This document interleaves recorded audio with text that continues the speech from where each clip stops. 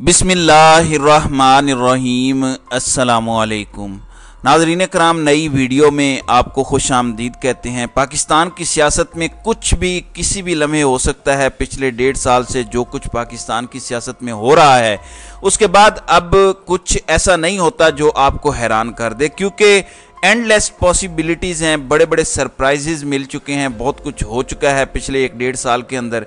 और ये पिछला 1.5 साल पाकिस्तान की सियासत की पूरी केस स्टडी है। अगर इस 1.5 साल के अंदर आप पाकिस्तान के मसाइल, पाकिस्तान की सियासत के मसाइल को, पाकिस्तान की सियासत के दो पेज को समझ लें तो आपको पूरे पाकिस्तान की 75 साल तारीख़ और आज पाकिस्तान की हालत ज़ार क्यों है इसकी समझ आ जाएगी। इससे बेहतर आपको कोई और टाइम पीरियड नहीं मिलेगा जिसे आप स्टडी करके पाकिस्तान के तमाम मसाइल का हल निकाल सकें।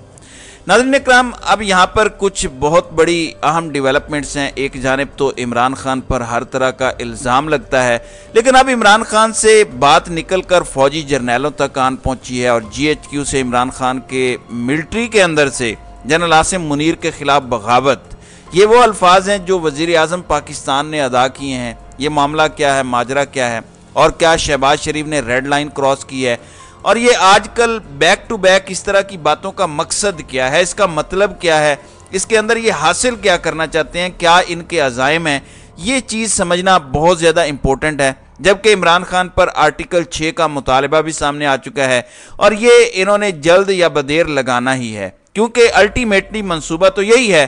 अब एक जानिब ये सारी कन्फर्मेशंस आ रही हैं, दूसरी जानिब खुर्शीद शाह ने ये स्टेटमेंट दिया कि वज़ीर आज़म के लिए 5 नाम हमने शॉर्ट लिस्ट कर लिए हैं। इससे पहले ये तस्दीक सिर्फ PMLN की तरफ से आ रही थी। इन्होंने कहा कि 1 हफ्ते के अंदर अंदर निगरान वज़ीर आज़म का फैसला हो जाएगा।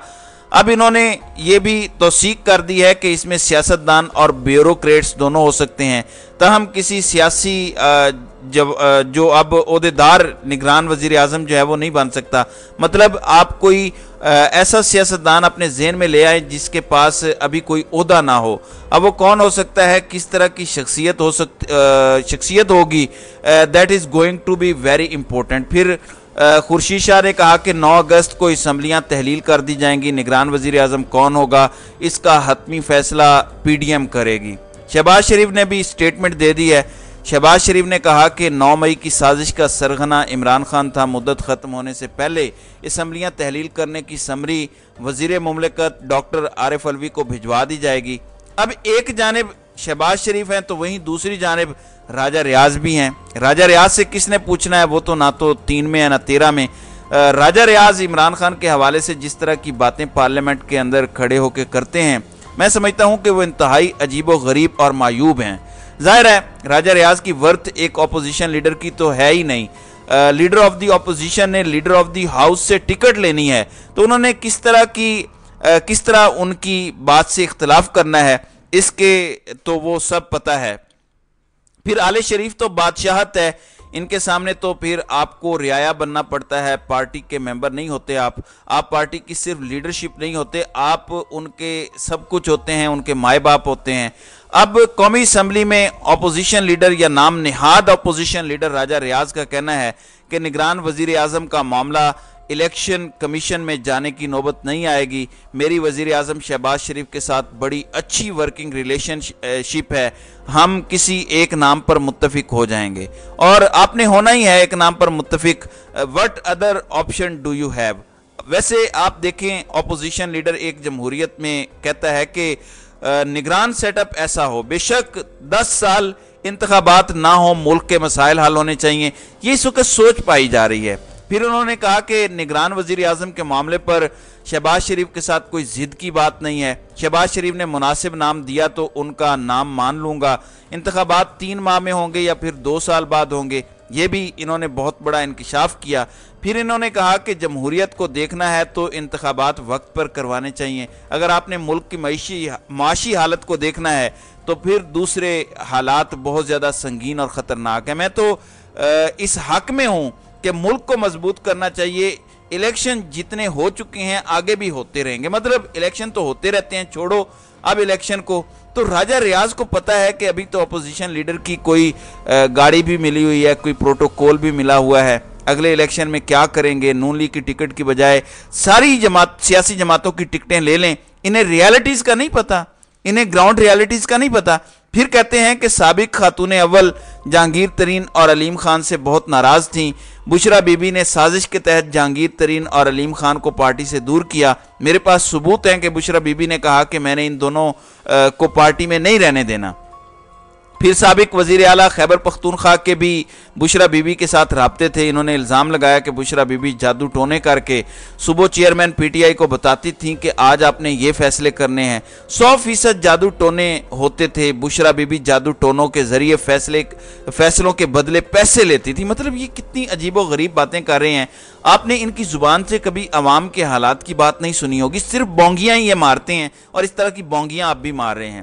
پھر کہتے ہیں کہ army chief general Asim Munir نے بھی چیئرمین پی ٹی آئی کے ساتھ کرپشن کا معاملہ اٹھایا. عمران خان نے جو میرے ساتھ کیا وہی جنرل عاصم منیر کے ساتھ کیا. یعنی اپنے آپ کو جنرل عاصم منیر کے ساتھ ملا رہے ہیں. عمران خان مجھے ہٹا نہیں سکتے تھے تو مجھ سے ناراض ہو گئے اور عاصم منیر کا اسی دن تبادلہ کروا دیا. پھر یہ کہتے ہیں کہ آرٹیکل 6 کے تحت کارروائی سنگین غداری جس کی سزائے موت ہے. آرٹیکل 6 لگتا ہے تو پھر ایک سپیشل عدالت بھی بنتی ہے جو وفاقی حکومت بناتی ہے اور اس سپیشل عدالت کے ججز نارملی ہائی کورٹ سے اٹھائے جاتے ہیں اور یہ چیری پکنگ کی جا سکتی ہے اور یہ معاملہ جو ہے وہ خطرناک ہوتا ہے. آرٹیکل 6 کے تحت کارروائی اور پاکستان تحریک انصاف پر پابندی کا مطالبہ کرتے ہوئے ان کا کہنا تھا کہ پاکستان کے خلاف جو بھارت نہ کر سکا وہ پاکستان تحریک انصاف نے کیا. آرمی تنصیبات اور شہداء کے مجسموں پر حملوں کی ہر شہر میں ایک منصوبہ بندی کی گئی. تحریک انصاف پر پابندی لگنی چاہیے اور آرٹیکل 6 کے تحت کارروائی ہونی چاہیے. سویلینز آرمی کی حدود میں کیوں گئے؟ سویلینز کے خلاف ملٹری ٹرائل ہونا چاہیے. اب ناظرین کرام ایک جانب تو انہوں نے یہ باتیں کی، دوسری جانب شہباز شریف نے کچھ الزامات لگائے. اس سے پہلے خان صاحب پر ایک ایلیگیشن لگتی ہے کہ خان صاحب فوج میں یہ کروانا چاہتے ہیں، خان صاحب فوج میں بغاوت چاہتے تھے. D G I S P R major general Ahmed Sharif نے ایک پریس کانفرنس کی 9 مئی کے واقعات کے حوالے سے. اس میں انہوں نے بہت بڑی خبر دی کہ فوج کے اندر خود احتسابی کا عمل ہے. ایک لیفٹیننٹ جنرل کو بھی فارغ کیا گیا اور ٹاپ کے افسران جن میں میجر جنرل، بریگیڈیئرز، ٹاپ کے جی او سیز، ایون 111 بریگیڈ کے حوالے سے بھی بات آئی تو ان سب کو فارغ کیا گیا. ایک چیز ناظرین کرام بڑی واضح ہے، ان سب کو اپنی ڈیوٹی صحیح طریقے سے سر انجام نہ دے پانے پر فارغ کیا گیا. انہیں بغاوت پر فارغ نہیں کیا گیا کیونکہ پھر فارغ نہ کیا جاتا پھر انہیں سزائیں بھی ملتی، پھر ان کا ٹرائل بھی ہوتا. اب صرف انہی عہدوں سے انہیں عہدوں سے ہٹایا گیا، عہدوں سے الگ کیا گیا. اگر ساتھ ملے ہوتے اور یہ فوجی جرنیل باغی ہوتے تو پھر تو یہ کرمینل ایکٹیویٹی کہلاتی، پھر یہ صرف نیگلیجنس نہیں تھی. لیکن کسی کے خلاف کارروائی نہیں ہوئی اور D G I S P R نے یہ بات واضح کی. انہوں نے کہا کہ یہ اپنی ڈیوٹی صحیح طریقے سے سر انجام نہیں دے پائے. ایسا کچھ نہیں کہ جن لوگوں کو فارغ کیا وہ ملوث تھے ان واقعات میں، اگرچہ انہوں نے یہ ثابت کرنے کی بہت کوشش کی، ناچ کے گھنگرو توڑے نون لیگ کے حامی صحافیوں نے کہ یہ سارے ملے ہوئے تھے، یہ عمران زدہ جرنیل تھے. اب شہباز شریف بھی ایک سٹیپ آگے آئے ہیں. یہ پاکستان کے چیف ایگزیکٹو ہیں، یہ پاکستان کے وزیر اعظم ہیں اور یہ کہتے ہیں کہ 9 مئی کے واقعات پاکستان کی افواج اور سپہ سالار جنرل عاصم منیر کے خلاف سازش تھے.